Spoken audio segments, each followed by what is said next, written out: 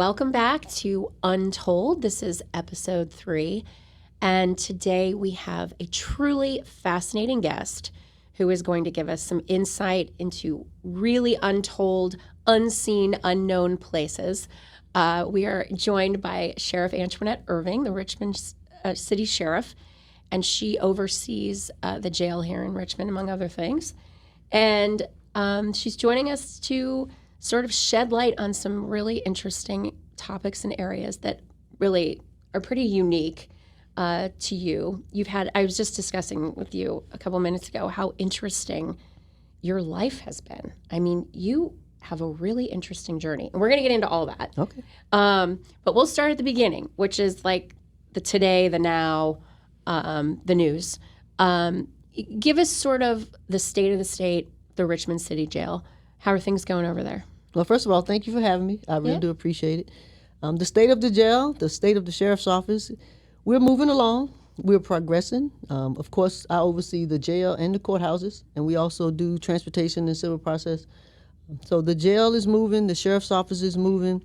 My goal has always been to ensure that we can assist in enhancing and improving the lives of the individuals that come into our facility or anyone that we come in contact with. That's been a major goal of mine. Being from this city, this is my city. I love the city of Richmond. Having grown up here, now I'm in a situation where I see people inside of the facility that may be related to people I went to school with, or they may be kids of some of my classmates or parents or grandparents of some of those individuals. So I try to make sure that we're treating people as humans, trying to make sure that we can do things to better their lives.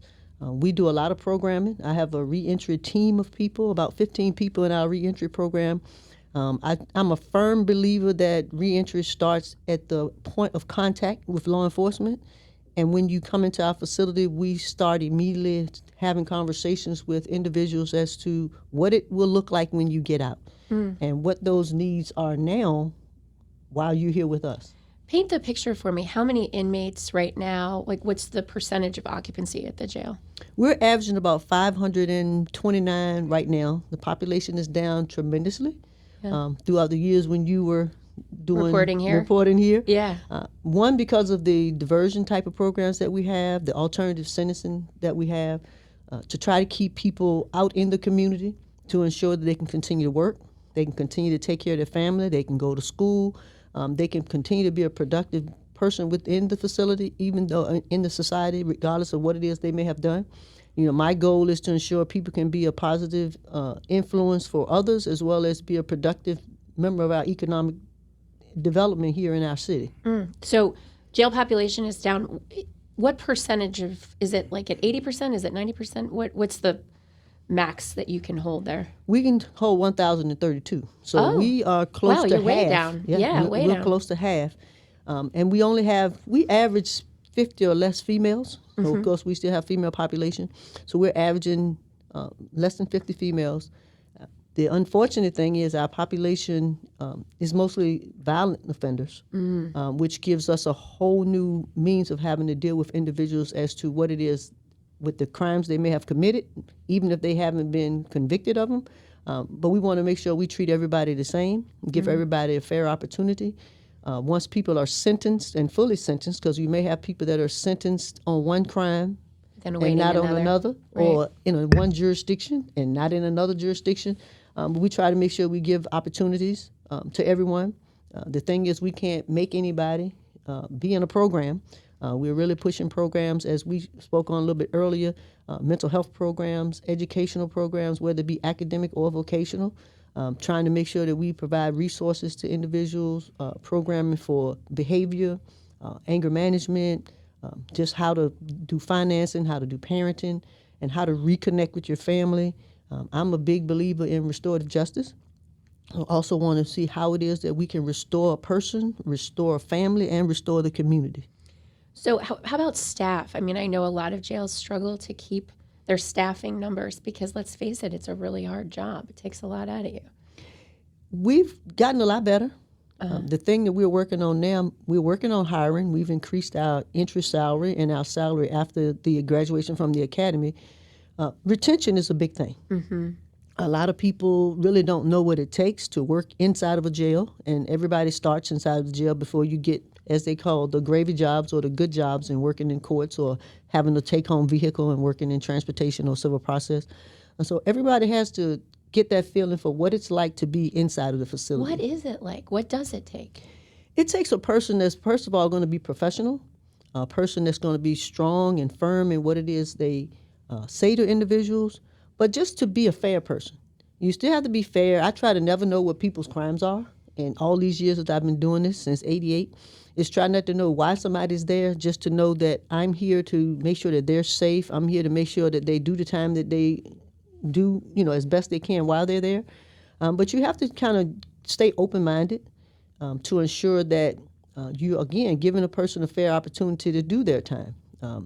They have to do the time that they have or prepare for getting the time that they may get. Or even if they end up not having any time, if, as we know now, if you're not bondable, then you'll be incarcerated. And that's difficult sometimes because some people are incarcerated and they really didn't commit the crime as they've been charged with. So it's difficult to try to figure out why a person's there and how I should treat them. But if you treat people the way you would want to be treated, I always say treat people the way you would treat your grandmother. Because everybody cares about grandparents, but make sure that you don't put yourself in a situation where you're going to be manipulated, because that can also happen. Right. And we want to keep people employed, but if you allow yourself to be manipulated, the tables could turn and you can be inside of a facility yourself. Right. I know there's a lot of challenges, and I know you faced them in recent years. There was a string of deaths at the jail and the corrective plan that was put in place by the state agency that oversees jails. And another recent death, I know that's all sort of been percolating and probably pretty difficult and heavy on your shoulders. How have you met those challenges, and how are you assessing those challenges right now? Do you feel like, burdened? Do you feel the pressure of all of that? The lawsuits, the corrective plan, the deaths? Well, we continue to do the job as we've been trained to do. I've been in this business a long time. And the main thing that we have to do, again, is to follow the process and make sure that we're doing things the right way. Making sure that the individuals that reside there, they don't have to follow all the rules. They don't always do what they should be doing. So we have to make sure that we're doing the things that we should be doing. Following the process of making sure we're doing our security checks, making sure that we're providing the medical attention, making sure that we're providing our programs, making sure that when there's a question about what their needs are, that we address what those questions are and try to make sure that we put them in a position to be successful. And whether that's health-wise or whether that's spiritually or mentally or just emotionally, it's our job to try to put them in a position to be safe and to do well. A lot of people that are incarcerated know each other. Their family members may know someone else. And we are a direct reflection of what goes on in our city. The people that are incarcerated in our city and the Tri-Cities area around us, again, they know each other. They know things that we don't know. If we don't know that there's an enemy somewhere until we have to face that reality that someone may be an enemy, then we don't know. The information that we get a lot of times are from the people that live there. They help us do our job. They provide us with an environment where we can do the things that we need to do. Do you mean an enemy from within? An enemy from within. You may be incarcerated with a family member of someone that you did a crime against. Right. Or you live in a neighborhood that, in Richmond it's the Big Six, even though, they're strongly going away. But in the Big Six, then everybody knows everybody. Everybody knows what territory is whose territory, and crossing the line or being disrespectful or doing something to someone's family member can also create problems.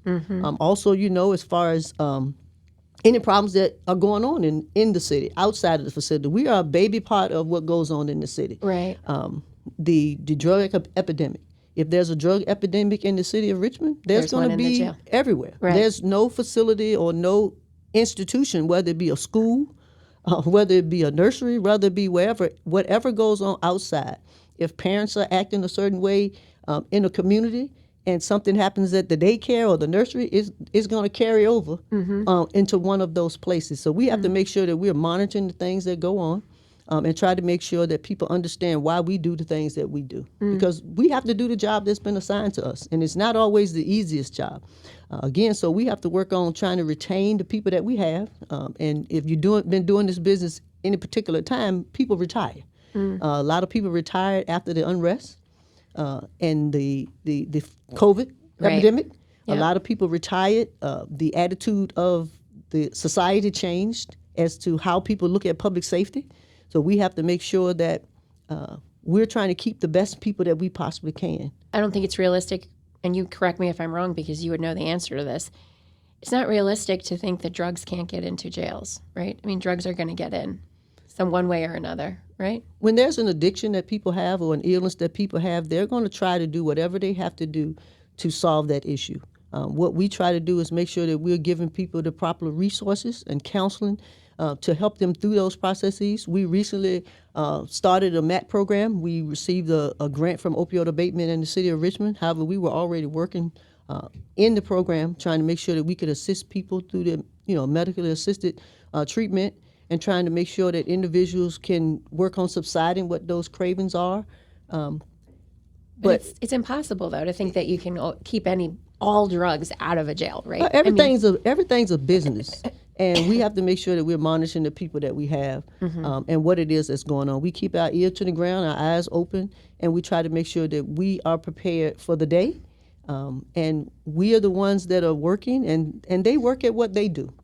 So individuals that are incarcerated in our facility, that no one said that they weren't bright or intelligent.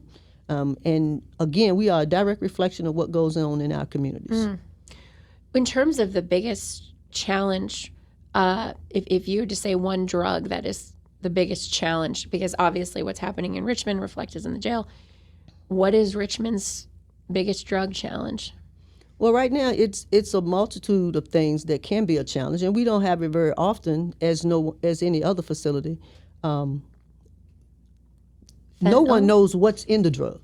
That's the biggest problem at this point is whatever someone takes, whether it's inside a facility, whether it's at a high school or college, or whether it's on the street. The way that things are made up now, you don't know what's in whatever it is that you may be doing. Opioids, you are using a drug for prescription and you're mixing it with other things. So that's a strong problem that we have in the community. And we're trying our best to make sure that we educate the individuals that we have in our facility. We have a point of people smoking string beans. So they do whatever they feel that they have to do for a craving, and we're trying to make sure that we can provide them and educate them with the resources and materials that are needed so that they can know what things do to their body, both physically and mentally, and how that works and what it is that they can do to improve their own health. And how is it they can continue to use the resources that we provide on the inside once they get out. In terms of violence, you mentioned that you have a majority of your inmates are violent criminals. What is it like to try and manage those tendencies, the violence? Is it something that you have to manage every day in there? Well, every day is somebody that may have a problem, just in any work environment or living environment, that people may not get along for different reasons. Some of the pluses are that they know each other, or they know a family member of someone else that keeps them kind of in the same process of, I know him, he's going to take care of me, she's going to take care of me. But then there's also people disagree. And if I came from a different neighborhood, and we try to keep as many people separate as possible. We've had one or two people that have hundreds of keep separates, and we have to manage who it is that people need to be kept separate from, for whatever reason that may be, whether they're on the same case, whether they're related to each other. All of those things we have to make sure that we look at when we're housing individuals, or when we're having a program and someone's trying to be in the same program that somebody else is in, and how do we correlate that to make sure that everybody can get the resources that they need. Violence is a thing in nature. We try to make sure we can prevent that as much as possible, but people are people. Right. And oftentimes conflicts happen. Oftentimes people disagree.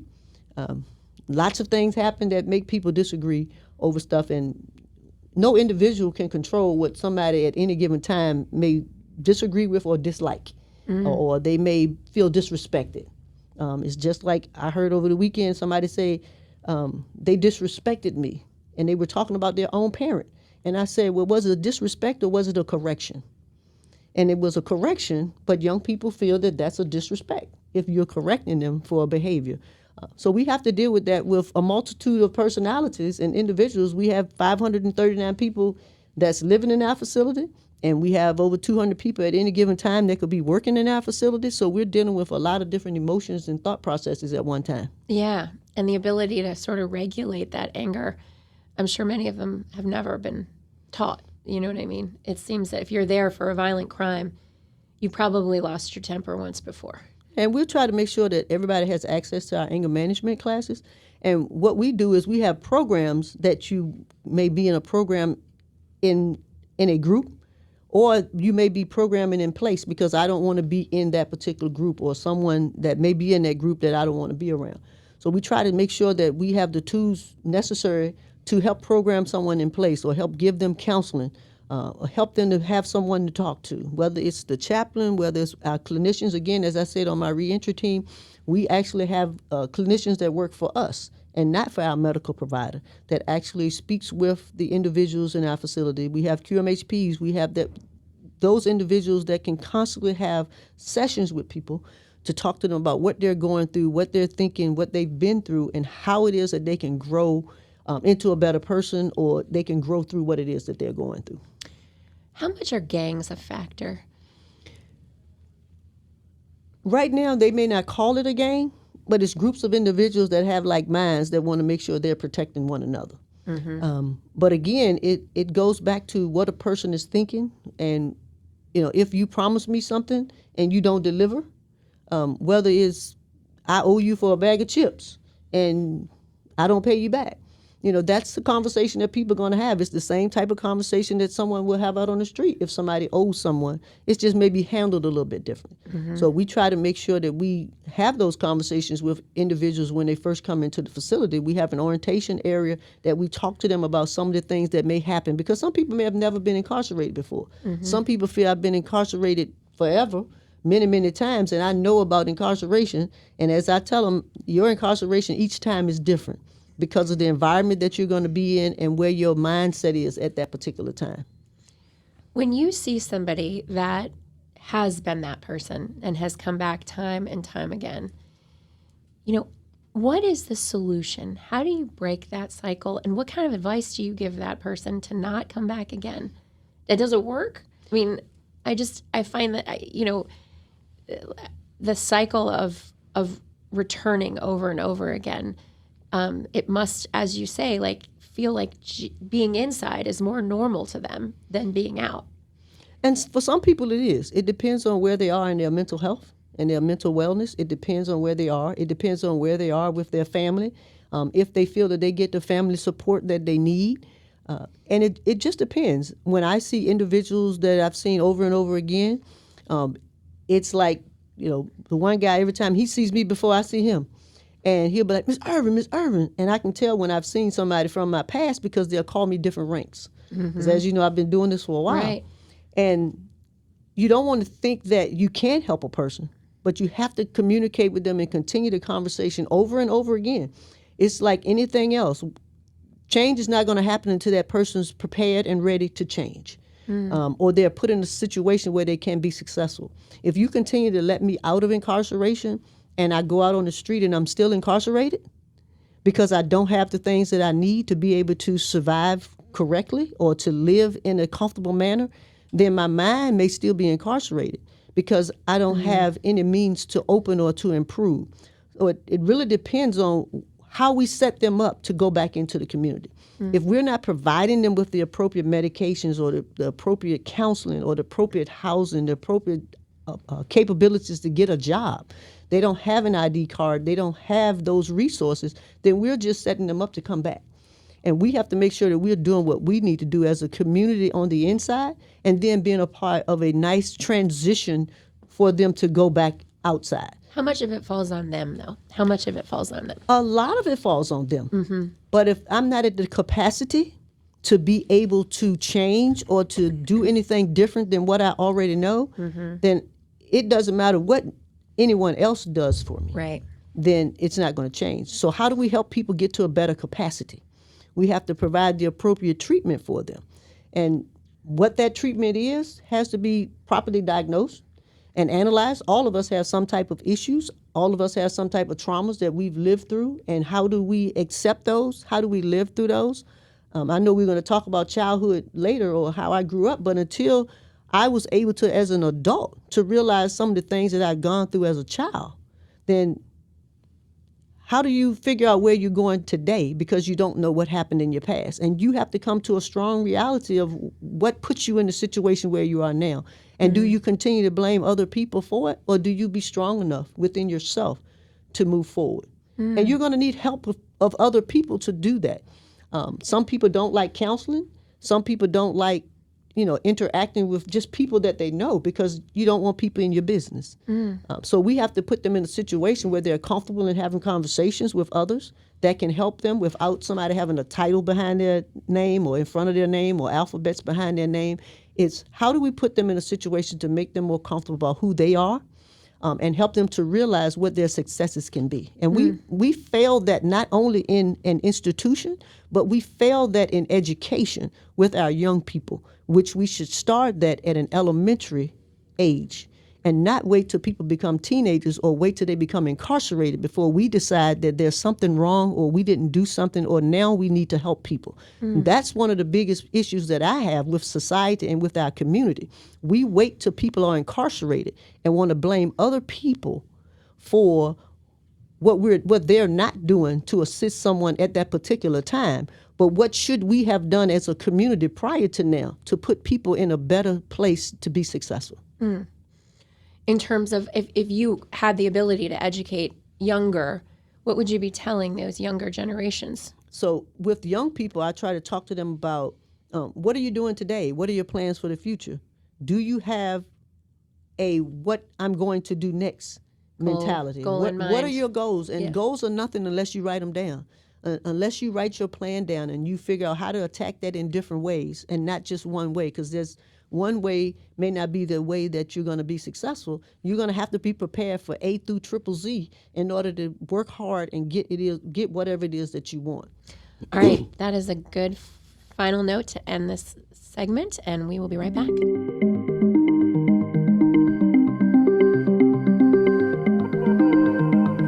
This is Untold, and we are back with Richmond Sheriff Irving. And we were talking about, before we started, your unique experience as a child and your childhood growing up here in Richmond and how that sort of has woven into your current job. You grew up in Creighton Court, which, if you don't live in Richmond or you're unfamiliar, is Richmond public housing. And it's not the easiest place to grow up, I imagine.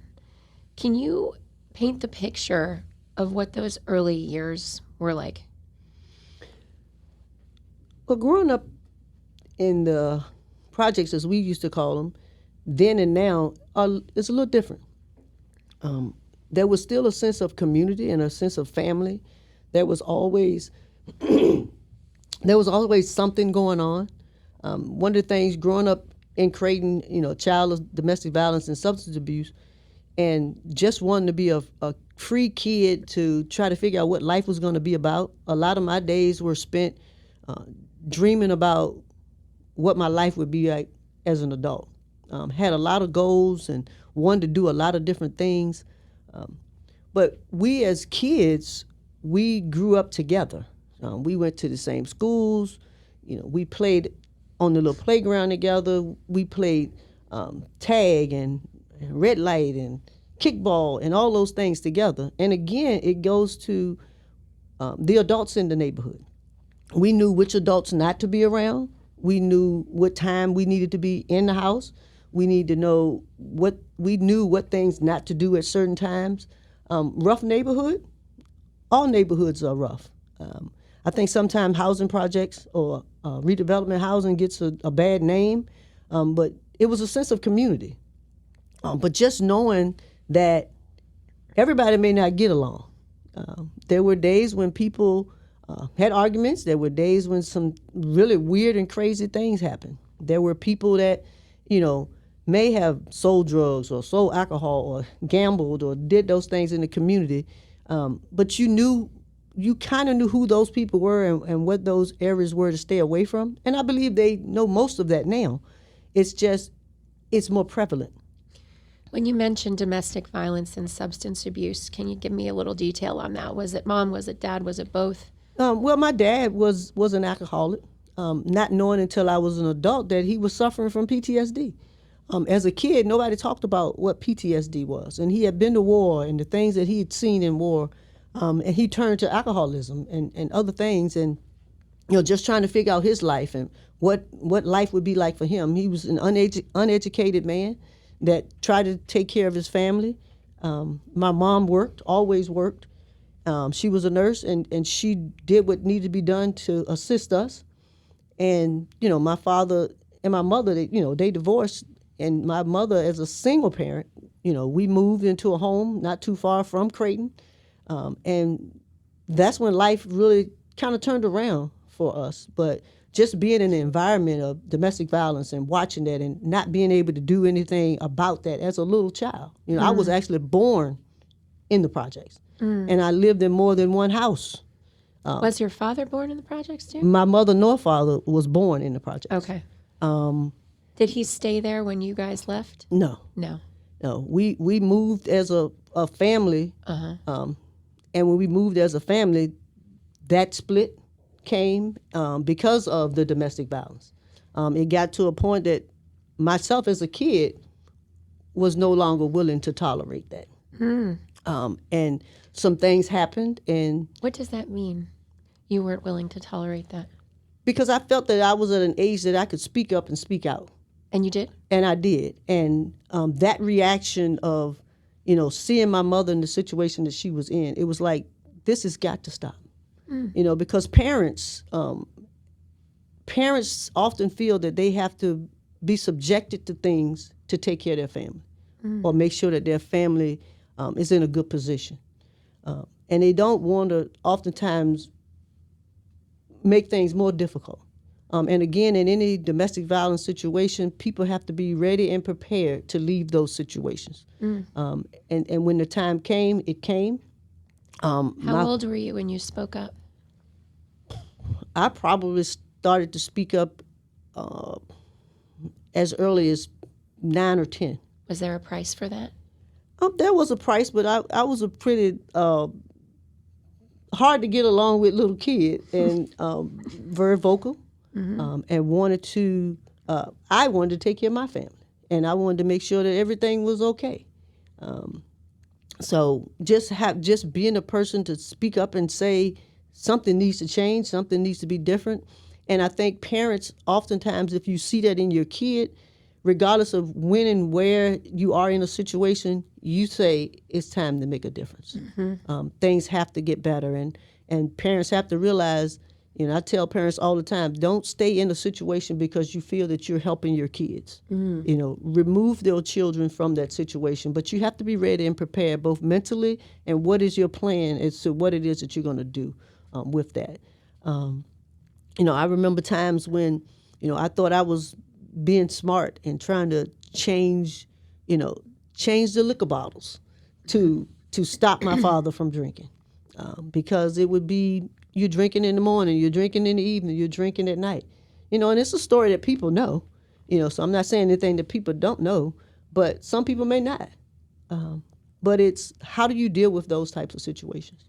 You thought if you could stop the drinking, it might stop the violence. Right. If you stop the drinking, you can stop the violence. But, an alcoholic knows their alcohol. He found his way to it anyway. He still found his way to the alcohol.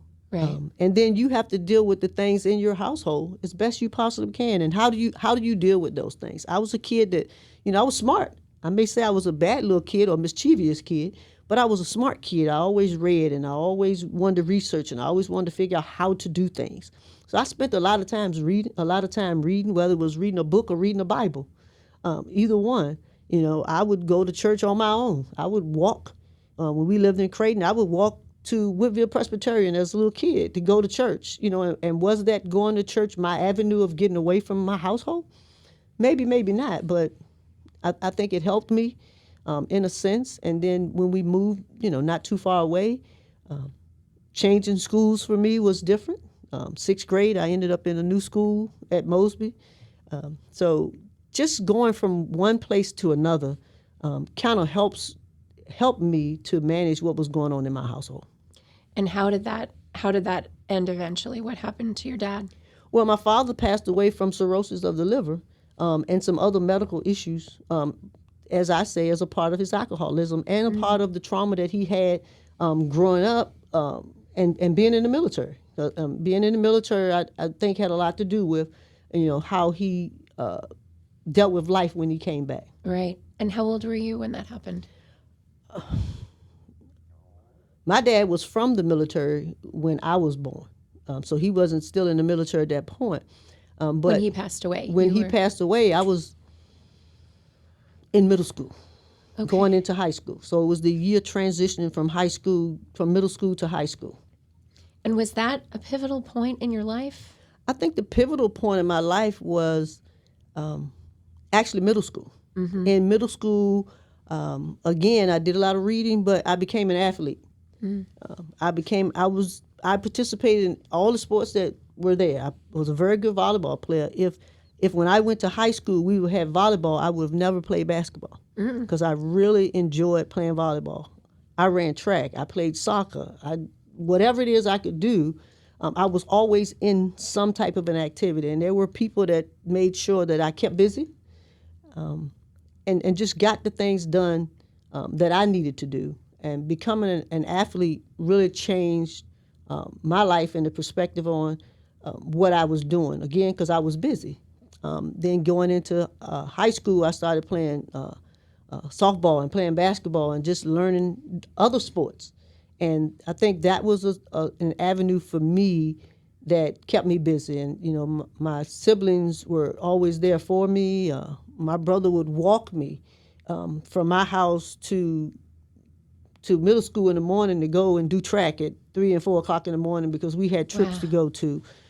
So that was a plus, that I knew that somebody cared and somebody wanted to make sure that I was safe. Mm-hmm. Another pivotal point in, as being a basketball player and an athlete, I wanted to play all the time and walking the streets of Churchill with a basketball. That was an avenue for me just to stay busy. I remember, and you talk about stories, I remember that when I first started working in Henrico, a young man called me over to the gate. You know what the gate is because you've seen that. Called me over to the gate and said, "I know who you are." I'm like, okay. And he said, "You're that kid that we knew was going to be something." Wow. And he said, "We were going to make sure that nothing happened to you." So that was a turning point that I didn't even know about because I would bounce a basketball all hours of the night from my house to Bill Robinson Playground to go and play basketball. And they said, "We saw something in you then. And there were many days that something should have happened to you. But we made sure that nothing happened to you." And, there's nothing I could say other than thank you. But what a moment. Yeah. What a moment. So that and this guy was an inmate. He was an inmate. And he's standing there face to face with you at a fence telling you. Yeah, he was standing there and he told me, he said, "We knew then that you were going to be something." And he never said what that was going to be, but he said that they wanted to make sure that nothing happened to me. So you said thank you. And I said thank you. That's the only thing I could say. My brother was older, so my brother was around about in the streets just like everybody else, but he was a productive person, had a good job. But there were other people in the streets that saw me ride my bike or, dribble the basketball, do those things just so I could stay busy. And I'm grateful because growing up, I got to play basketball with older guys, and that was one of the reasons that, I can say I probably played basketball better than some other people because I had an opportunity from people that saw something in me that I didn't know was going to be there, other than just being a nerdy, bad, mischievous kid. But knowing I wanted to do something and I wanted to be a productive part of our society. And some discipline. I mean, it takes some discipline to to do that every night, right? And to get involved. I mean, certain people have that discipline built into them, and certain people, struggle to find it. But it seems like those signs of discipline were already in you at a young age, I believe they were, and I try to do things in a discipline and in a way of order. As an adult, do we all fall short of those things sometimes? But I'm very tough on myself, and I'm tough on other people. I have high expectations for me.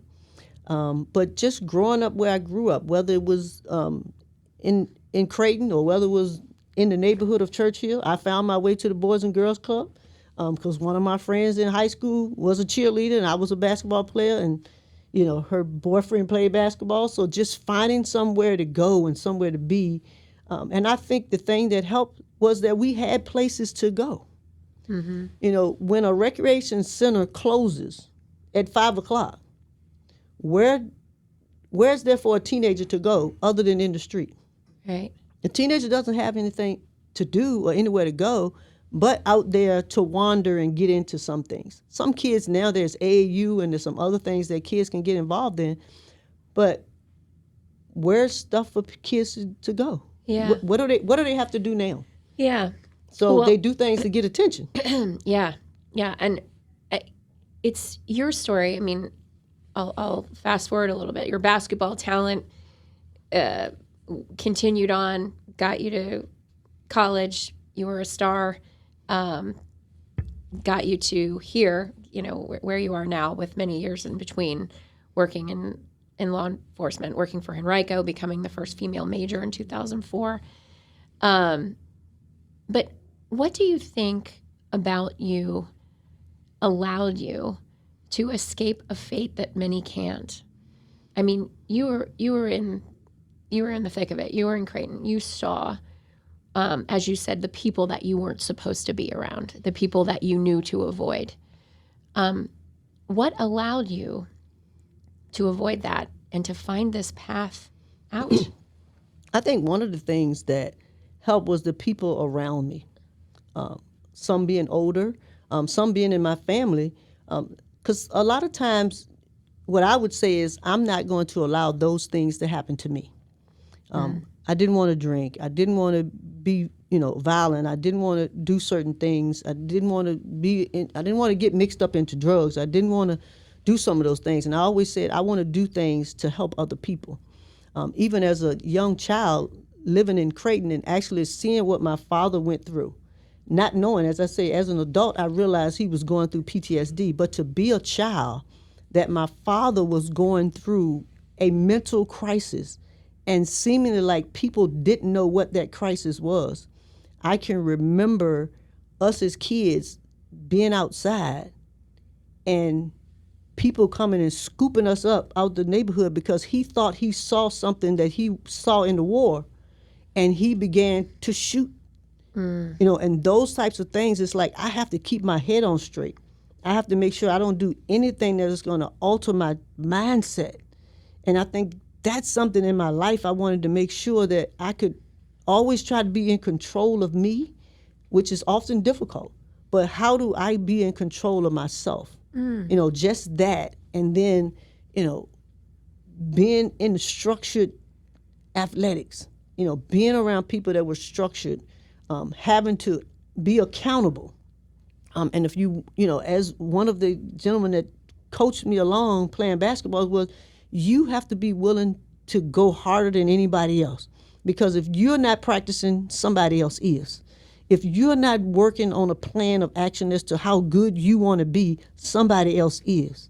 So those things, I think, put the discipline in me that oftentimes some people now have concern with, because you have to be accountable. You have to be responsible for your actions. Are we going to always get it right? No. Are we going to be perfect? No. But we have to want to make sure that we're doing things as best we possibly can, putting all our efforts into it, and just seeing things that you don't understand oftentimes open your eyes to give you that desire to be more and do more. To see my mom, work nights and just work hard and struggle to make sure that we could make it. making sure that I want to be able to provide for my family. I want to be able to provide for her when I'm in the appropriate situation. I wanted to make sure that I could do that for her. And I stated that growing up that my mom would never have to pay for me to go to school, whether it be academically or athletically. I wanted to make sure that I did my part to get the things for her and our family so that we could make it one day at a time. I'm sure she's very proud of you. I'm sure. Are you guys close? Well, my mom passed away a couple of years ago. I'm sorry to hear and that. I was in the position to be able to take care of her. And that was what I learned you have to do for other people, is make sure that you're doing the right thing for the right reasons, because you never know when the tables turn.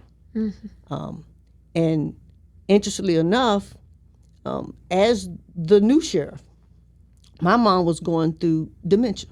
And as the new sheriff, how did I, with the disciplines that I've already learned, how did I work every day as a sheriff and work every day as the daughter that she needed me to do to be sure that I took care of her? Yeah, that's it. I mean, it's an interesting concept to think about, that you were in this violent place as a child. You were surrounded by sort of disorder and violence. And now you find yourself on the corrections side of that. Again, at the place of violence, but bringing some order to it. And maybe some empathy, because you have been there. You know what it was like to grow up there. You know that, like, the choices you made, but you can certainly see how other people could have fallen into some bad choices, into some bad situations. And that's why we try to make sure, my goal is to make sure people have the opportunity for an opportunity. Just to have an opportunity is one thing, but to have that opportunity for an opportunity is critical. And people always say, why do you say opportunity twice? Because you can take me to a place, but if you don't put me in the situation in that place to be successful, we want to make sure that people get the education that they need, whether it's academic or vocational. Everybody's not meant to go to college. Everybody's not.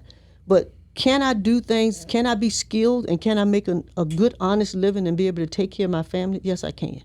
So how do we do that, and what do we do when those situations come up? So we want to make sure that people that are suffering from some type of substance misuse or addiction, how do we make sure that we put people in a situation to be successful? People that need counseling, people that are going through dementia and Alzheimer's.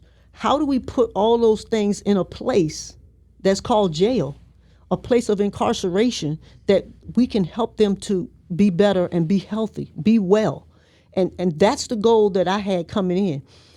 We do vocational training at the sheriff's office simply because I don't want people to go to the penitentiary, because once you go to penitentiary, you have to come to jail several times in order to get to the penitentiary. But if I can get you in a program now that helps you to be able to not have to come back again, to teach you forklift training, to help you with your CDL, to help you with anger management, to help you with cosmetology, to help you with barbering, getting a barbering license. I spoke to a barber this weekend. He said, if you can get one of the guys, any of your guys to pass the state, I will hire them.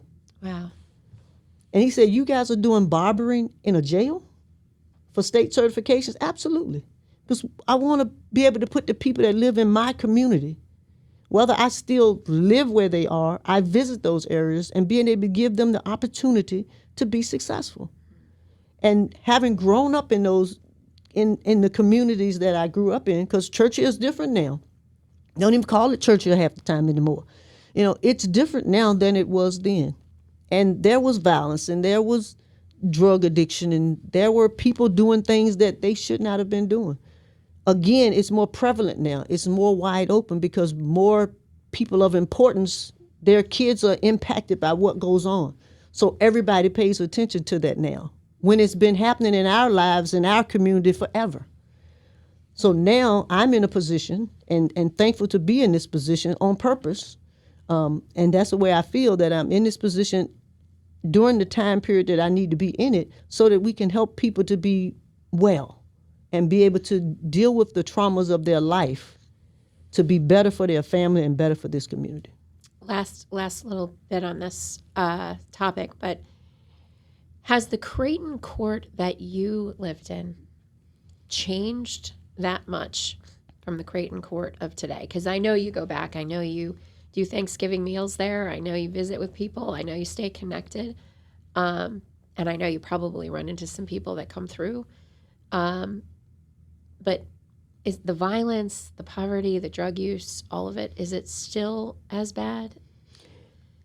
I would say it's more than it was when I grew up. Wow. Okay. Because it's increased. It's more of it. It's, I won't say it's popular, but more people are engaged in violence. More people are engaged in drug use. Wow. More people are less people are working, more people are in poverty. Poverty has changed. Poverty is real. The poverty level dictates what goes on in the community. Less people are working. Less people have jobs that they feel that they can take care of their family members. So the more people that are not working, the more people that are impacted by situations or things that go on. So the more people that are in poverty, then they have to struggle and figure out how they're going to live their life. How can I take care of my family? If I don't have a positive means of doing that, then they're going out doing other things. They're going to resort to other things. You're saying it's worse. You're saying it's more violent. I think it's more violent now than it was then. Wow. And the other reason, because it's more noticeable. And it's on social media. Everything is on social media now. How do we solve that? I mean, this is like, you're talking about how many, I don't want to date you, but how many years between when you grew up there and now, and the situation has gotten exponentially worse. What is Richmond doing wrong? I think Richmond still needs to put in more resources for individuals. Richmond needs to make sure that people are prepared for work, that people are prepared for the situations that they need help with. And that is a good point to hit pause for this segment, and we will be right back.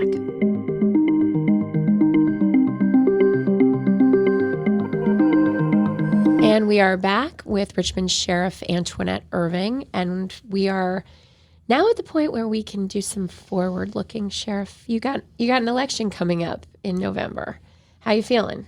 Feeling pretty good. Actually, I have a primary coming up in June, so we're 3 months out from the primary. Okay, and it took you 4 times to get this job? Actually, 3 times. 3 times. You got it on the... So the fourth one, we you were won successful. On the third one. Okay. And we've made the fourth one, and this will be number 5. So we ran against Sheriff Woody a couple of times and learned a lot. Yeah. Nothing against Sheriff Woody at all. Just the process of I wanted to be where I wanted to be to have a positive impact on what was going on in the city. You're pretty determined to get this job. Pretty determined. Be careful what you ask for. Do you and Sheriff Woody ever share notes? Does he ever call you? You ever hear from him? I see him around. We don't share notes. Our philosophies are different. Yeah. But, he's a good guy. I talk to him when I see him, and we move from there. And now you're focused looking forward. What is the game plan? I mean, you obviously want to sign up for another round, right? Is that, do you think, going to be forever? Or do you think, is there something else in your sights? Not so much forever, and I know some other people have plans for me. But right now, I'm the purpose that I have is to be where I am. I want to finish some of the things that we've started. I want to continue to work on family reunification and getting families back in a healthy situation, having our individuals to be able to grow and be able to have better relationships with their family members. I want to be able to ensure that individuals are placed in a situation where they can work and be a success. As I was talking earlier, a lot of them like our forklifting program. We have some people that are very successful out there now that are out working at some of the industries doing forklifting, and we're starting up our CDL program. I purchased a CDL simulator for our individuals to actually learn how to drive 18-wheelers and have those independent jobs of their own. So I want to make sure that we can continue to provide for individuals and get a handle on substance misuse and substance abuse and substance disorder, as well as mental health, making sure that the population that have some mental health issues, that we can connect them to the appropriate resources. All of us have some type of trauma and how we deal with that trauma can oftentimes lead into some kind of mental health. And do we provide drugs for people all the time? Do we do some holistic types of things? But what do we do for individuals to help them become more mentally healthy? How to control their emotions and how to be able to communicate with others. So my goal is to try to make sure that we can prepare the entire person, the mind, body, and soul and spirit. How do we work on that? And I want to be able to do that. We're really pushing, trying to help our homeless community to see how it is that we can help that community. Being homeless doesn't mean that you don't have a job, that you don't have a family. And how do you deal with that? Where do you live? How do you live? I want to make sure that we can help individuals with those types of resources. We're partnering with churches now, and we want to kind of go out on our own, but we want to take baby steps to figure out how we can help homeless people to be able to go to school and go to work and feel that they're fresh and they're clean and they have all the resources that they need. How do we help individuals get good jobs? How do we train people to be more disciplined, to be more respectful?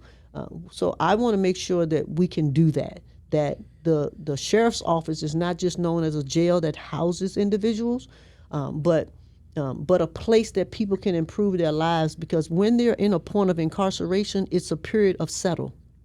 And want to make sure that they're settled and they're paying attention and they can work on themselves and they can reunify with their family. We're working on some programs with how do we help you reconnect with your family in a more positive way? Because if you've been away from your family for so long, family's not going to be the same. The environment's not going to be the same. So how do we help people restore that family and restore the community that they left?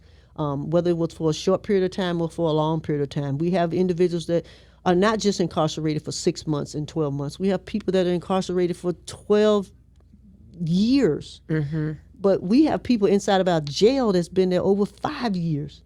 And to be in a jail for 5 years is difficult for any person. So, I'm going to go back to the part where you said someone has other plans for you. Are you going to tell us what that is? Well, there are some other political aspirations that people have been talking about. I've been asked to, if I would run for mayor previously, but didn't happen. If I wanted to run for governor or run for one of the cabinet seats or things of that nature. And I'm saying to them that this is where I'm supposed to be. This is what I need to be doing right now to ensure that I'm doing what I'm supposed to be doing or paying back my community for what it has done for me. To ensure that the people that look like me, come from where I come from, their parents, that we're all taken care of and that they're placed in a position to have a better life. But you're not ruling it out. I'm not ruling it out. They say don't ever rule anything out, but I'm older now. I'm 60, and I don't want to be 70 trying to give directions and instructions to people that may know a little bit more than I do or have a better sense of thought process. I think I've overworked my brain a lot. In previous years, I actually ran an election and did my dissertation all on the same day or the same week, and that was, it's an overload over time. So I'm an overachiever, as my brother used to tell me, that you're always trying to do more than you need to do. So I won't rule it out. I've always wanted to be more than just that little kid that sat on the porch in Creighton trying to figure out what was going to be next in life. Well, I think you've already checked that box, Sheriff. Thank you so much for joining us today. And I hope you'll be with us next time on Untold. Thank you. Untold is a production of WTVR CBS 6, executive produced by Mike Bergazzi and Catie Beck, directed by Nick Maharaj and Brock Taylor, and edited by Curtis Akers. Follow the show on Instagram at Untold_WTVR. I'm Rich Marr, host of the VPM podcast, RVA's Got Issues. Power grid outages. There was that water crisis that happened. More housing. At least you should get paid $15 an hour, at least. Download it wherever you get your podcasts.